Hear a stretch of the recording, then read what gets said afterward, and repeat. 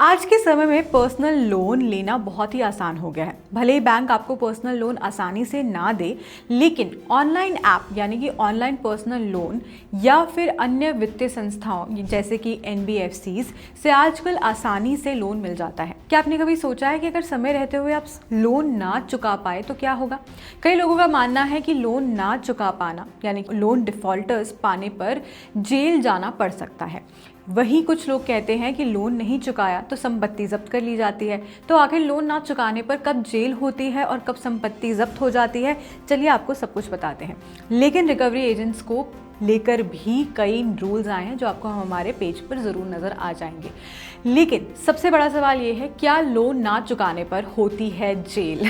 क्या आप बार्स के पीछे तो नहीं खड़े होने वाले अगर आपने लोन नहीं चुकाया तो? इस सवाल का सीधा जवाब है नहीं।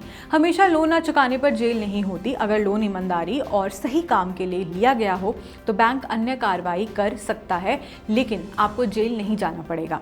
अगर आप ईएमआई नहीं भर पाए तो बैंक या एनबीएफसी पहले फ़ोन और मैसेज के जरिए एक लीगल नोटिस भेजेंगे। आपको उसे देखना है, समझना है क्या क्या उसमें रूल्स एंड रेगुलेशंस लिखी हैं। वहीं लंबे समय का किस्त ना भर पाने पर आपका loan account NPA non performing asset यानी डिफॉल्ट अकाउंट घोषित कर दिया जाता है। इसका सीधा असर आपके क्रेडिट स्कोर पर पड़ता है और आप अपने आगे चलकर लोन नहीं ले पाएंगे। वहीं बैंक लोन वसूलने के लिए कोर्ट जाता है और अगर आपने लोन के बदले बैंक में कोई चीज़ या किसी प्रॉपर्टी के पेपर गिरवी रखे हैं तो उन पर कब्जा किया जा सकता है। उन्हें अपने साइट पे एज अ प्रॉपर्टी रख लिया जाता है। किन मामलों में जेल हो सकती है? जेल की नौबत सिर्फ ईएमआई ना भरने से नहीं आती। ऐसा तब भी होता है जब मामला धोखाधड़ी का हो। अगर आपने फेक दस्तावेज दिखाकर लोन लिया है, फेक डॉक्यूमेंट्स दिखा के लोन लिया है या बैंक को अपनी इनकम या पहचान के बारे में गलत जानकारी दी है। वहीं अगर आपने किसी गलत काम के लिए लोन लिया है और अगर आप फरार हो गए हैं लोन लेकर, तो इन मामलों में आपको जेल की सूरत देखनी पड़ सकती है। रिकवरी एजेंट्स को लेकर आरबीआई ने बहुत कड़े नियम दिए हैं। आरबीआई जो है यानी कि रिजर्व बैंक ऑफ इंडिया सारे कस्टमर्स के हितों की रक्षा हमेशा करता है, इसलिए वो नए नए रूल्स एंड रेगुलेशंस जो है वो पेपर पर लेकर आता रहता है। आरबीआई के निर्देशों के हिसाब से किसी भी ग्राहक को रिकवरी एजेंट मानसिक रूप से परेशान नहीं कर सकते हैं। एजेंट मिलकर या फोन पर किस्त ना चुकाने की जानकारी दे सकते हैं, लेकिन वो कभी किसी भी रूप से ग्राहक को धमका नहीं सकते।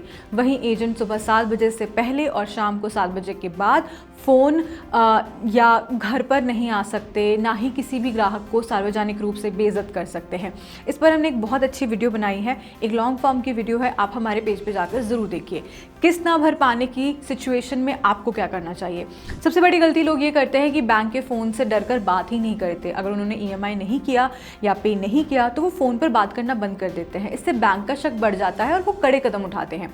इसके बजाय सभी कस्टमर्स को बैंक से खुलकर बात करनी चाहिए, अपनी बात को टेबल पर रखना चाहिए। अगर तय ईएमआई नहीं भर पा रहे तो लोन की अवधि बढ़ाकर ईएमआई कर जो है, जो कर्ज है, कार्रवाई की जा सकती है। अगर स्थिति बहुत ज़्यादा खराब है तो बैंक के साथ वन टाइम सेटलमेंट पर बात कर सकते हैं, जिससे कानूनी झंझटों से छुटकारा जो है वो मिल जाता है। आपको ये बात ध्यान में रखनी है, जब ऐसी चीज़ें आपके ऊपर हो जाए, आप ईएमआई ना दे पाए तो आप अपने बैंक से जाके कांटेक्ट कीजिए। वहाँ पे जो आपको प्रोवाइडेड रिलेशनशिप मैनेजर है उससे बात कीजिए और उनसे पूरा डिस्कस कीजिए कि क्या बात है, क्यों हुआ ऐसा, आने वाले टाइम में आप कब तक पे कर सकते हैं नहीं।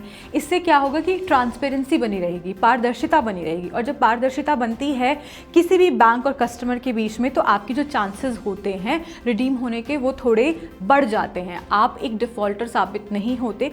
ऐसी वीडियोस के लिए हमें फॉलो करते रहिए।